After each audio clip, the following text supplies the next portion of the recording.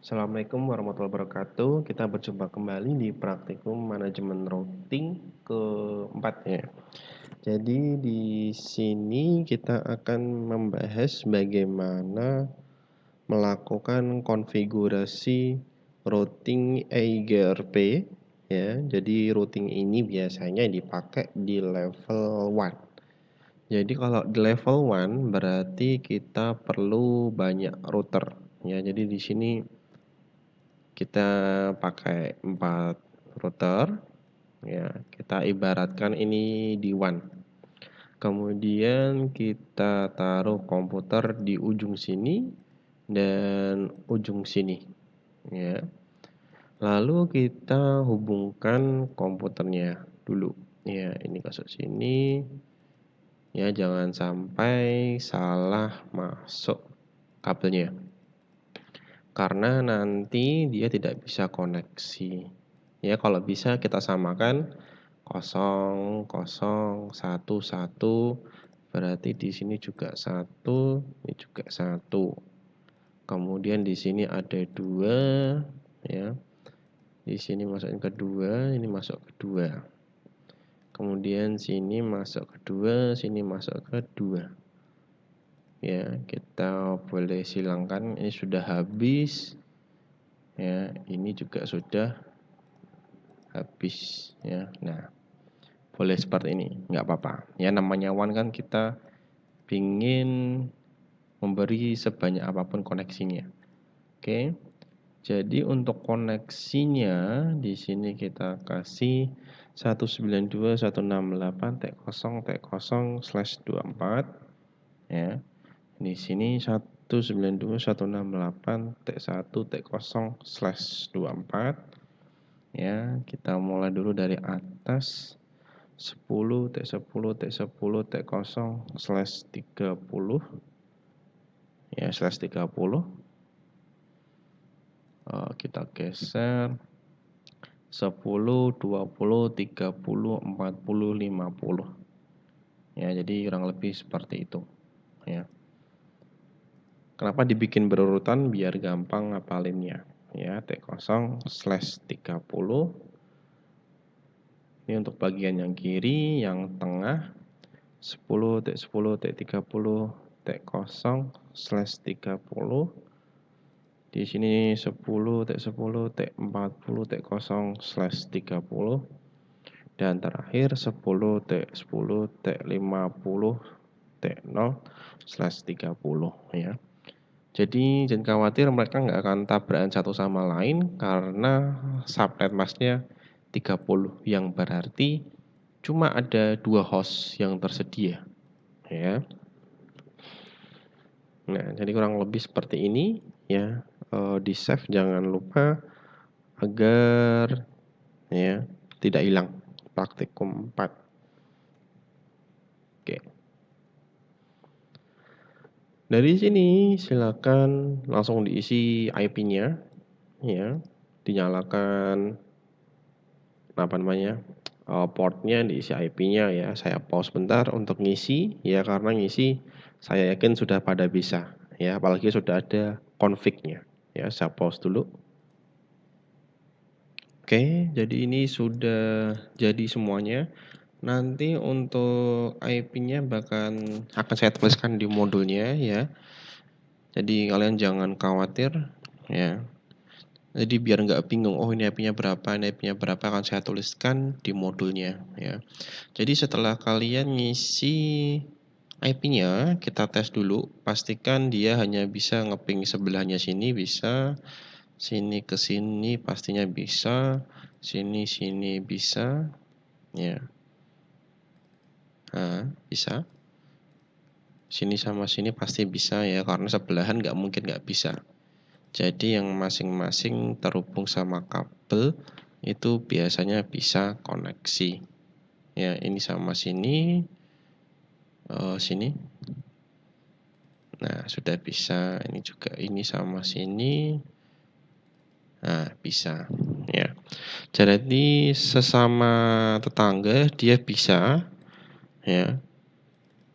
Tetapi kalau dia nggak terhubung langsung, dia nggak connect. Ya.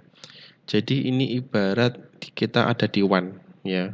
Di WAN itu berarti jaraknya jauh, nggak mungkin tercapai begitu saja ya.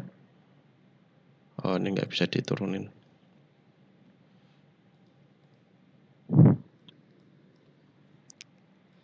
Nggak apa. Oke, jadi ibaratnya kita ini di WAN, jadi memang jarak antar router itu nggak dekat ya, apalagi nyetingnya ya. Jadi dari sini yang kita lakukan adalah pada dasarnya hampir mirip dengan yang ada di apa namanya router RIP ya, cuma nanti bedanya kita pakai eGRP ya. Jadi yang pertama kita lakukan adalah buka router ini, router 1. Nanti perintahnya akan saya tuliskan juga di modulnya. Kita mulai dari sini ya, masuk ke kita keluarin dulu ya sampai awalnya, kita masuk ke config T atau exit dulu aja. Oke. Kita sudah paling awal, kita masuk enable, kemudian config T, bisa dilihat di magnifier-nya. Kemudian masuk ke router eIGRP. Kita kasih tanda tanya bisa ya. Milih nomor berapa, standarnya 1. Kemudian kalau ingin tahu perintah yang ada di sini pakai tanda tanya ya. Auto summary, distance, eIGRP, exit, metric, neckboard, network, no, passive interface ya. Sebenarnya banyak. Cuma yang cukup kita lakukan adalah network saja ya. Kita kenalkan apa yang kita punya ya. Berarti kalau kita konfigurasikan di router 1, yang kita kenalkan adalah ini, dan ini. Karena dia punya 3 kabel di sini, berarti 3 ini. 1, 2, 3 ya. Kalau router ini berarti ini, dan ini ya, 3. Ini kalau yang ini berarti ini. Kalau yang ini berarti yang ada di sini tadi ini dan ini ya. Network 192.168 T0 net lagi 10 T10 T0, kemudian ulangi lagi ke 20 ya. Kemudian kita lanjutkan lagi di sebelahnya ya. Ini sudah masuk if, kita mundurkan sampai config. Harus sama ya nomornya ya. Router eIGRP 1 net. Netnya dia 10 T10 T10 T0. Nah, ini sudah ada adjacency, berarti sudah masuk ya, ada tetangga. Oh, sudah dapat yang sebelahnya. Oke. Kemudian yang kita punya berikutnya itu 30, yang tetangga berikutnya adalah 40. Oke. Ya, berarti si ini sudah kenal yang ada di sini dan ada di sini. Bisa kita cek pakai tanda ini. Ini routing tabel. Ya, nih sudah kenal Dian. Router 2. Router 2 dia sudah kenal yang ada di sini. Otomatis. Kita lanjutin lagi di router 0. Ya, router 0 CLI lagi. Kemudian exit router eIGRP 1 net 10 T10 T20 T0 new adjacency dapat.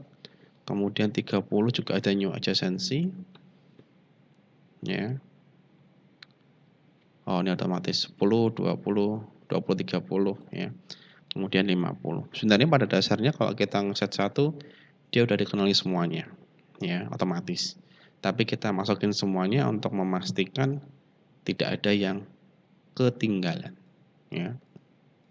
Nah, nanti ini otomatis ketika kita masukkan ke eIGRP ya, nanti dia akan otomatis mendeteksi semuanya ya.